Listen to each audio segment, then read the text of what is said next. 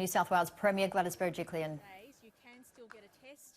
You can still go to a GP. It's very safe to go to a GP or a hospital, even if you have a non-COVID issue and need medical attention. Dr. Chant will elaborate on this point, but it's been noticed that less people are going to their GPs and less people are going to hospitals when they need to. So please know that if you need medical attention outside of COVID, you should get that medical attention. We don't want people ignoring their other health issues during this COVID crisis. And I just want to stress that point and say, however, during Easter, you can access medical services, whether it's to get a test, and we've seen that number go up. But however, even though we've seen the number of tests go up, we've seen the number of cases stabilise and maintain their current rates, which is very pleasing. But we're nowhere near out of the woods. The worst is yet to hit us. But the early signs are encouraging that the restrictions are having a positive impact. When we look at what we're going through in New South Wales and Australia compared to other parts of the world, we can take stock and say that we have done the right thing at the right time, and we really need to continue that.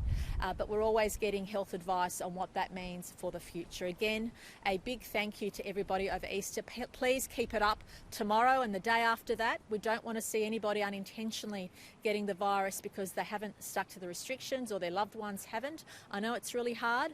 I'm not doing the usual things I do on this weekend with my family, and I know what it feels like for so many people across the state, and I just urge everybody to heed those warnings. And again, as Dr. Chant will elaborate, please make sure if you need to get a test, you can get that over the long weekend, but also if you need medical attention through your GP, you can also get that as well. I'll ask the Minister for Health to elaborate on today's health update, then Dr. Chant will give us an update, and then Assistant Commissioner Karen Webb will give us an indication of how well the community has done, but also highlight, unfortunately, those few exceptions when the police had to issue $5,000 fines to individuals who weren't respecting the law.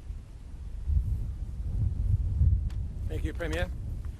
I'd like to start by just thanking the community in what is a very challenging time. In what is a very special time for Christians, Holy Week, and of course Passover as well for Jewish people. I'd just like to thank you for your understanding, particularly as many of you would normally have been attending services.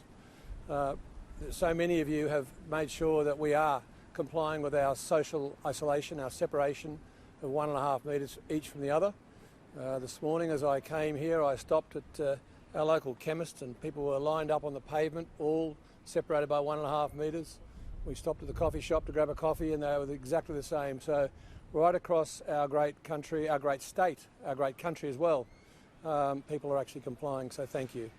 And as a result of that compliance, we are seeing a lower rate than we had anticipated at this stage, and that is fantastic. Yesterday, of course, it was 49 people who were confirmed cases to 8 p.m. the day before, and the day before that it was 39. Today I'm very pleased to be able to say that we're smack in the middle of that. Today, as at 8 p.m. last night, we've had 44 confirmed cases. That takes the total confirmed cases to 2,857 cases. We've had, as the Premier said, the health system and all of our emergency services are out there working to keep us all safe, and Health yesterday still did 3,515 tests. So it's amazing. That was a Good Friday, so thank you to all the staff who worked through that period. Sadly, we've had one more death, which has taken the New South Wales toll to 23 deaths. And again, on behalf of the community and on behalf of our government, I express our condolences to that person's family. It doesn't matter what the time, it's always tough when a family member passes away, and this is the toughest of times, so we're thinking of you. Dr. Chant will have more to say about those issues, particularly in relation to some of the testing that's been done. I also just want to thank the councils again. Yesterday we announced, I was here with Gerard Hayes from the Health Services Union, and he and I both expressed thanks to councils who have come on board and joined the state government's efforts to make sure that our health workers can get free car parking during this very difficult time. And the state government has made sure that health workers will have free parking during this COVID crisis, and councils have stepped up, but I'm pleased to announce too that our City of Sydney Council has also stepped up to the mark.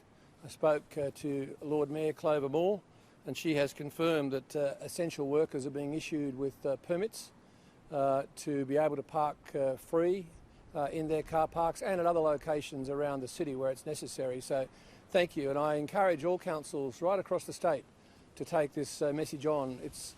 We are a community, and let's show that we can join with each other and ensure that our health workers know they're number 1, 2 and 3, along with our other essential workers, including of course the police and the border force and so on. I said yesterday it was disgusting to think that somebody would cough on a health worker or a police officer doing their job in this particular COVID time. It is absolutely remarkable that there are still people who would do that, and Assistant Commissioner Webb will tell us about 2 cases in a moment. But as Health Minister, I just want to say again, please don't behave poorly. Please don't do anything stupid. This virus is extremely dangerous. The reason why our community is doing so well is that so many in the community are looking after all of us. They're looking after themselves and they're looking after us.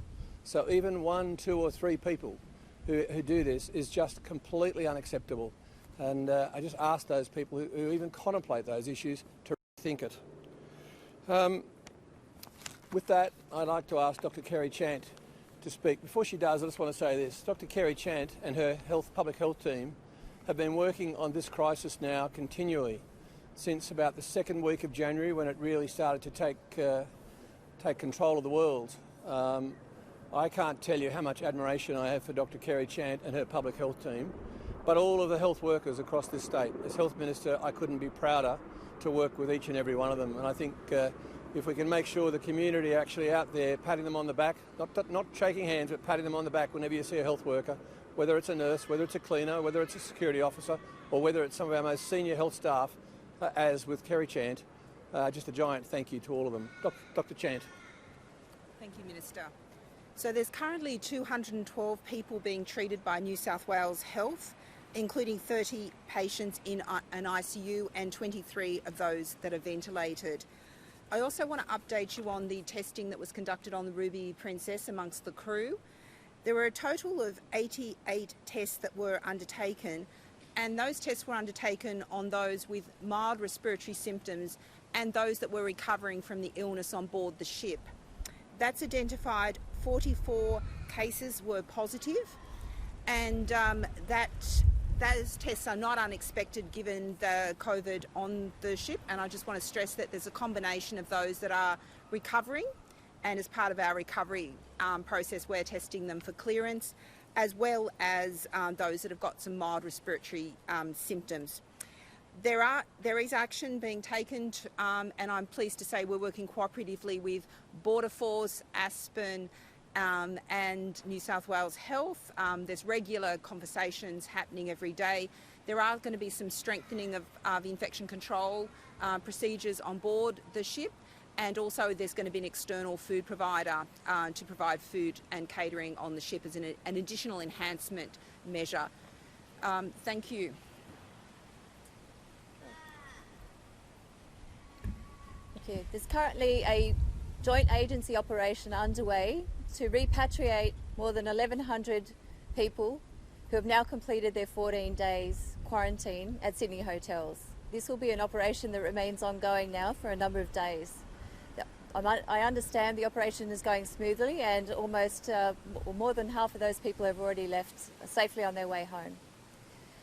Police have also been made aware that there's no cars on the road, either metropolitan or country roads, and we're very appreciative that people are listening to the messages and staying home.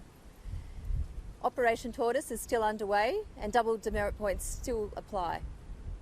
The rules around social distancing and public health not being out without a reasonable excuse still exist. And last night police arrested 2 people. One person in the Liverpool area for breaching that reasonable excuse, and as a consequence that person is alleged to spit at police officers and has been issued a court attendance notice for that offence.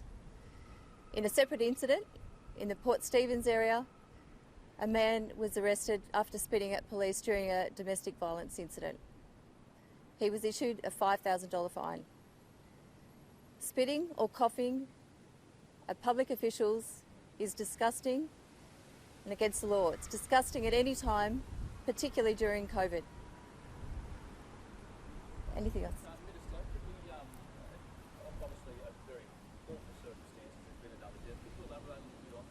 I'm going to ask Dr. Chant to do that because she has more detail than I do today.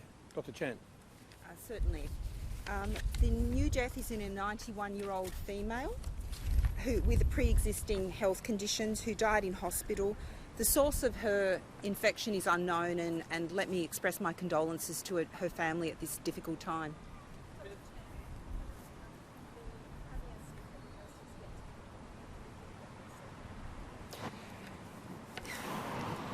How we navigate our way through the COVID is a point where obviously we're considering at this point. We understand that overseas there's been countries that are peaking, and we're watching the growth of cases in other countries. Our approach has been to buy us time to get our health system prepared, and to also make sure that we've got those essential tools that we'll need to tackle COVID-19 ahead of time. And that relates to having supplies of testing kits and using new innovative testing kits that allow us to do the testing faster and quicker, to scale our public health contact tracing facilities. But these are all matters that are under consideration as we look at what is happening around the world, as well as also share some of the scientific advances about treatments and vaccines, and have those discussions with the community around the course ahead of us.